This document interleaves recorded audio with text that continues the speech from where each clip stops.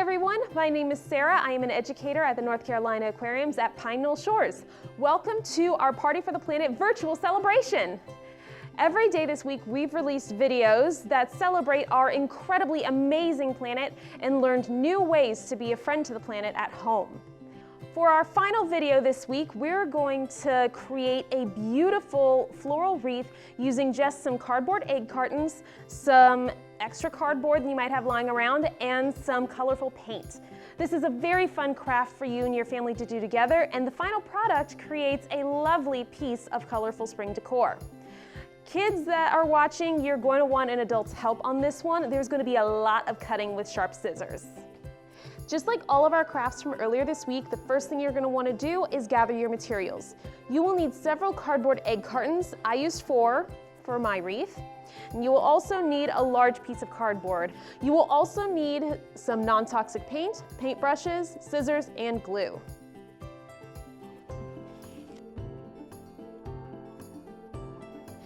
Cut the egg cartons into individual cups.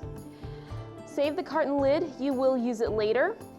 And you'll also want to save the little pieces from the middle of the egg carton, like these ones right here, because you can use them as the center for some of the flowers. I think it makes them look like daffodils.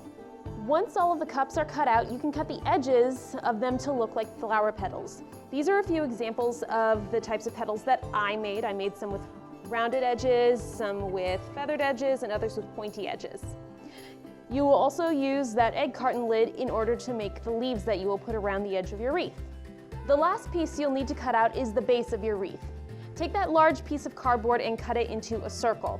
I used a large bowl to trace in order to get the shape right, and then I used a smaller bowl to cut out the center here so that you have that perfect wreath shape. Now it's time to paint.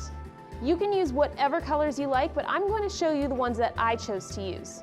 For my base and my leaves, I used green paint. For the flowers, I used a lot of bright colors and pastels. I also chose to paint the insides and the outsides of the flowers different colors in order to create a little more depth. You can also see an example here of where I used that little piece to make the center of the flower. Now to assemble your wreath, you're first going to want to glue the leaves to the base first.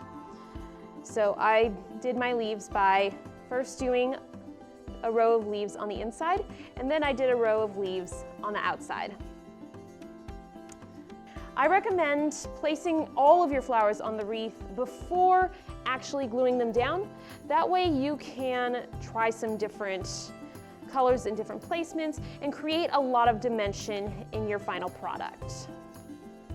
Once you're happy with the placement of your flowers and you've glued them all down, set it to dry overnight. Once the glue has finished drying, you'll be able to hang up your creation wherever you like. Once your glue has finished drying, you'll be able to hang up your creation wherever you like. Thank you so much for joining me this week to celebrate Party for the Planet. I've had so much fun spending time with you and showing you all of these different ways that we can be a better friend to the Earth. I hope to see you all at the North Carolina Aquariums at Pine Knoll Shores very soon.